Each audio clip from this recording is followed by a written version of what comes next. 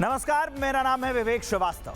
न्याय की मांग के नाम पर जंतर मंतर पर हुए हाई वोल्टेज ड्रामे की परतें अब तेजी से उधड़ने लगी।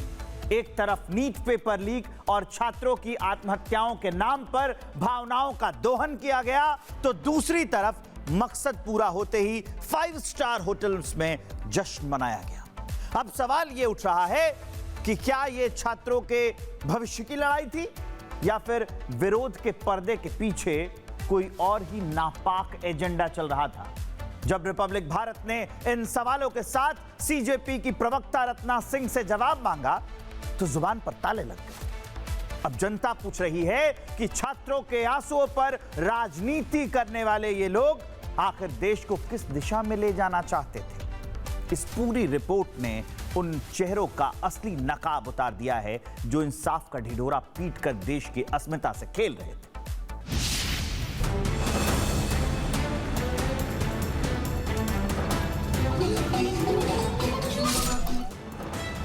नीट पेपर लीक के नाम पर जंतर मंतर पर जो इंसाफ का ढिढोरा पीटा गया, उसे पूरे देश ने देखा।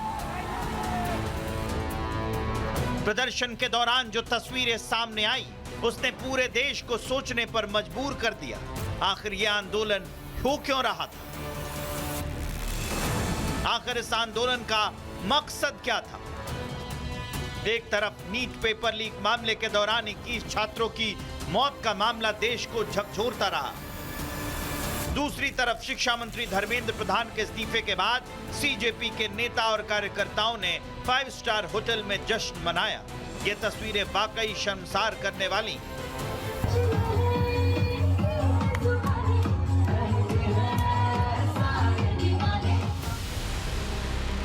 जरा सोचिए, ये वीडियो देखकर उन माँ बाप पर क्या गुजर रही होगी जिनके बच्चों ने नीट पेपर लीक होने के बाद आत्महत्या कर ली। इन्हीं बच्चों की तस्वीरों को मंच पर सजाकर आंदोलन का आह्वान किया और अब अपना काम हो गया तो तस्वीर तक फेंक कर चले गए। इन लोगों ने फोटो फेंक रखी थी जो प्रोटेस्टर की जो आत्महत्या कर ले नीट स्टूडेंट। अच्छा, तो ये उनमें से एक है। इसकी फोटो लगा रखी थी इन लोगों ने स्टेज पे। आज उसकी फोटो नीचे पड़ी हुई थी। मैंने 20 तारीख को लाठियां खाई, मेरे आंख से आंसू निकले गए। आप भी लाठी खाए हो? मैंने लाठियां खाई, लेकिन कहाँ पड़ी? आज आंख से खून के आंसू में रोया हूँ, क्योंकि तुमने जिसके नाम पे प्रोटेस्ट की, उसने अपने माँ बाप ने बच्चा खोया, आपको उसको तस्वीर वापस करनी थी। आपको जिम्मेदारी लेनी चाहिए थी। आपने जिसके नाम पे प्रोटेस्ट किया, आपको उसको उसके माँ बाप के पास मिलना जाना चाहिए था और ये फोटो वापस करनी चाहिए थी सम्मानपूर्वक। दिल्ली की सड़कों पर जमकर उत्पात मचाया। जो जवान या पत्रकार सामने आया, उसके साथ गलत व्यवहार किया। फिर भी सरकार ने केस वापस ले लिया। कई पुलिस वालों पर जानलेवा हमले हुए। सरकार ने किसी को सलाखों के पीछे नहीं भेजा। धर्मेंद्र प्रधान का इस्तीफा मांगा, सरकार ने वो भी मंजूर कर लिया। बावजूद इसके सीजेपी को नीट मामले में सुसाइड करने वाले छात्रों के परिवार से कोई लेना देना नहीं।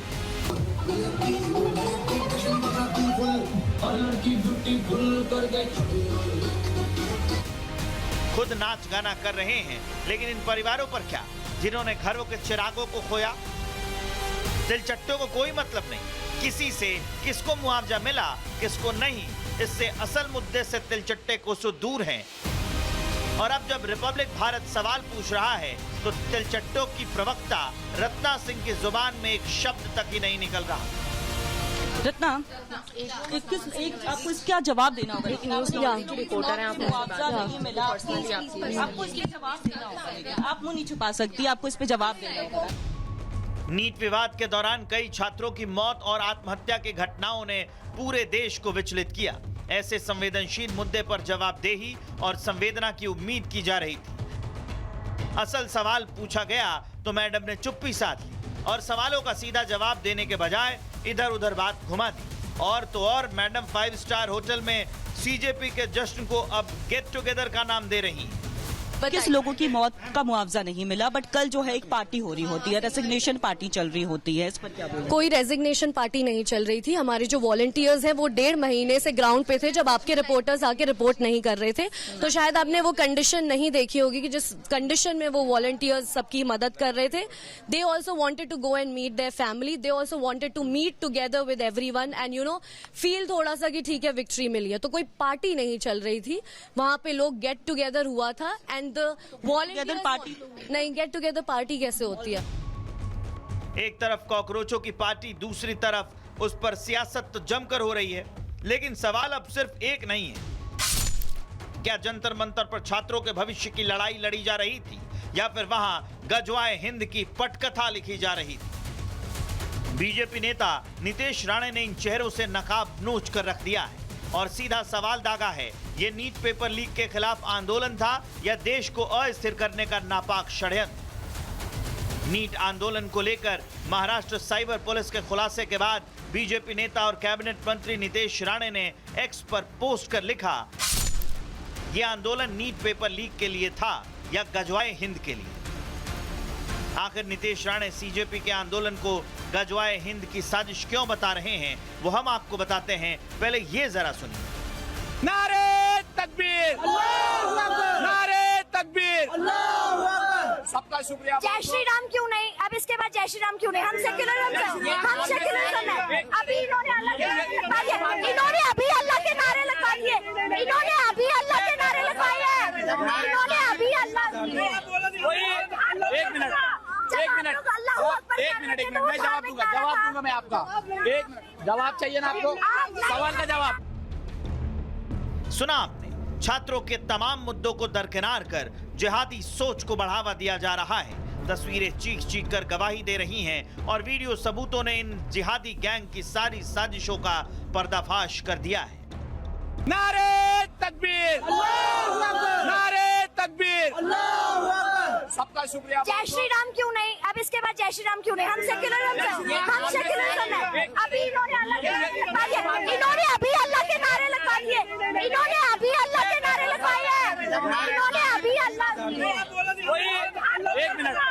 एक मिनट मैं जवाब दूंगा मैं आपका। एक मिनट। अब सवाल विपक्षी राजनीति से आगे बढ़कर नैतिक जवाबदेही का है। क्या छात्रों की मौत जैसे गंभीर मुद्दों पर भी राजनीतिक संगठनों को स्पष्ट रुख नहीं रखना चाहिए? क्या इस्तीफे की मांग पर जश्न और छात्रों की मौत पर चुप्पी? क्या दोनों के बीच का विरोधाभास जनता के सवालों का जवाब मांगता है? इन सवालों का जवाब सीजेपी को ही देना होगा। जंतर मंतर की उस भीड़ में आजाद कश्मीर के नारे लगाने वाले, फ्री उमर खालिद की तख्तियां लहराने वाले और मजहबी एजेंडा चलाने वाले लोग ये भ्रम पालना छोड़ दें कि वो देश के अमन चैन को यूं ही तार तार कर देंगे। अब वक्त आ गया है कि इन अलगाववादी ताकतों और इनके हर एक मददगार को कानून के कटघरे में खड़ा किया जाए। Bureau report, Republic Bharat. और इस वक्त की बड़ी खबर आपको बता रहे हैं, नीट पेपर लीक में सीबीआई ने दायर कर दी है चार्जशीट। सीबीआई की 13 आरोपियों के खिलाफ चार्जशीट दाखिल की गई है। दिल्ली के राउज एवेन्यू कोर्ट में यह चार्जशीट दाखिल की गई है। कल राउज एवेन्यू कोर्ट में मामले पर सुनवाई है। यह बड़ी खबर हम आपको बता रहे हैं। 13 आरोपियों के खिलाफ चार्जशीट दाखिल की गई है।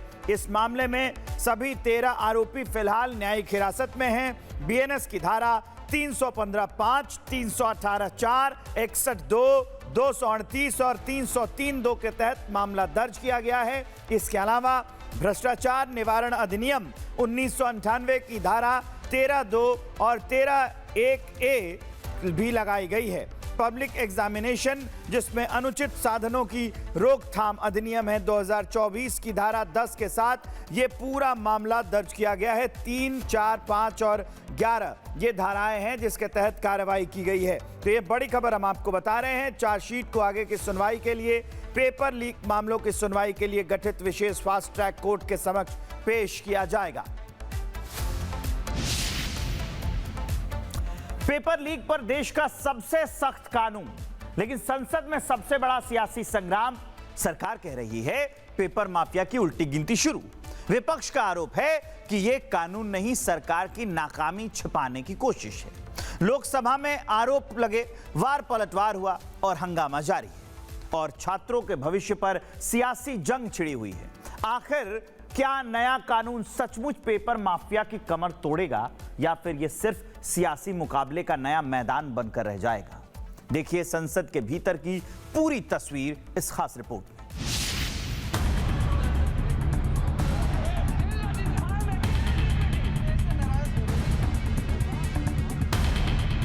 लोकसभा में मंगलवार को एंटी पेपर लीक बिल पर बहस शुरू हुई, लेकिन बहस के साथ साथ सदन में जमकर हंगामा भी हुआ।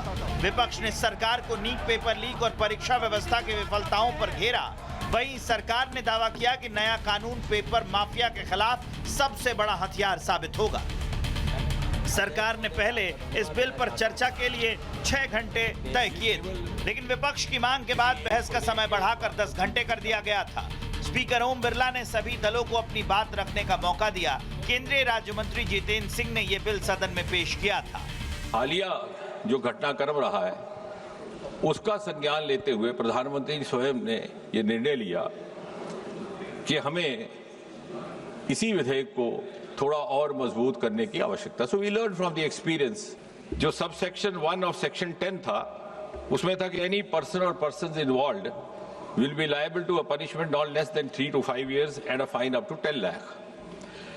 आज ये जो अमेंडमेंट लाया जा रहा है इसके तहत the same duration of imprisonment has been made not less than 5 to 10 years and fine up to 50 lakh. सरकार का दावा है कि नया कानून परीक्षा प्रणाली में पारदर्शिता लाएगा। 10 साल तक की जेल, 10 करोड़ का जुर्माना, आरोपियों की संपत्ति जब्त, 3 महीने में फास्ट ट्रैक कोर्ट का फैसला, पेपर माफिया पर एसटीएफ की कार्रवाई। लेकिन कांग्रेस सांसद गौरव गोगोई ने सरकार के दावों को पूरी तरह खारिज कर दिया। उन्होंने कहा कि अगर सरकार गंभीर होती तो नीट मामले में आरोपियों को आसानी से बेल नहीं मिलती। गोगोई ने एनटीए के कर्मचारियों के ट्रांसफर पर भी सवाल उठाए। जिस एनटीए के द्वारा 21 बच्चों ने आत्महत्या की, आज भी वो चेयरमैन बचा हुआ है। क्यों? क्योंकि वो एक विशेष संघ के साथ जुड़ा हुआ है। और इसीलिए हम देखते हैं चाहे यूनिवर्सिटीज के वाइस चांसलर्स के अपॉइंटमेंट में हो, कॉलेज के प्रिंसिपल के अपॉइंटमेंट में हो, जब फैकल्टी की बदली होती है उसमें हो, चाहे आउटसोर्सिंग में हो, हर चीज में हम देखते हैं आप शिक्षा के माध्यम से इस पीढ़ी के लोगों को आने वाले समय में आपके दल के सदस्य बने, आपको वोट दे, उसके लिए आप एक माहौल बना रहे हो। बीजेपी की ओर से मोर्चा संभाला बांसुरी स्वराज ने। उन्होंने कहा कि ये कानून मोदी सरकार की छात्रों के भविष्य को सुरक्षित करने की प्रतिबद्धता का प्रमाण है और अब पेपर माफिया किसी भी कीमत पर नहीं बख्शे जाएंगे। जहां पर कांग्रेस शासित यूपीए ने पॉलिसी वैक्यूम करा, वहीं पर अगर मैं जेनजी की भाषा को बोरो करूं, then I will have to say Modi ji clocked it and provided a legislative solution.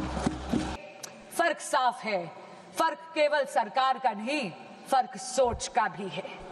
UPA का मंत्र है delay, deflect and deny. Modi का मंत्र है डिटेक्ट, डिसाइड एंड डिलीवर। बहस के दौरान उस वक्त सदन का माहौल और गर्म हो गया जब प्रियंका गांधी और संसदीय कार्य मंत्री प्रहलाद जोशी आमने सामने आ गए। प्रियंका गांधी ने सरकार पर गंभीर आरोप लगाए। सत्ता पक्ष ने सबूत मांगते हुए माफी की मांग कर दी। प्रधानमंत्री महोदय जी ने नया शिक्षा मंत्री चुना, एक ऐसे व्यक्ति को इस पद पर आसीन किया जिसने एक गर्भवती महिला के बलात्कारियों की रिहाई पर अपनी सहमति व्यक्त की, खुशी जताई। देश की करोड़ों लड़कियों को प्रधानमंत्री जी ने क्या संदेश दिया? प्रियंका जी को ऑथेंटिक करना चाहिए, ऑथेंटिकेट करना चाहिए, और जो मिस इन्फॉर्मेशन कर रहे हैं, नहीं तो मिस इन्फॉर्मेशन के लिए कार्रवाई करना चाहिए सर। ये क्या कुछ भी बोल के चल सकता है क्या? और procedure for the minister the correcting the mistake 114 में अगर वो आपने जो रूल का जिक्र किया 353 में, मुझे कोई नोटिस नहीं दिया है, मैं इधर प्रेजेंट हूँ और मैंने ऐसे कैसे बिना ऑथेंटिकेशन बोल सकते हैं, मुझे बिना नोटिस दिए हुए। तृणमूल कांग्रेस के अभिषेक बनर्जी ने भी सरकार को कटघरे में खड़ा किया। उन्होंने कहा कि छात्र न्याय की मांग कर रहे थे, लेकिन उनके खिलाफ आंसू गैस और बल का प्रयोग किया गया। वहीं महुआ मोइत्रा को लेकर भी सदन में जोरदार नोक-झोंक देखने को मिली।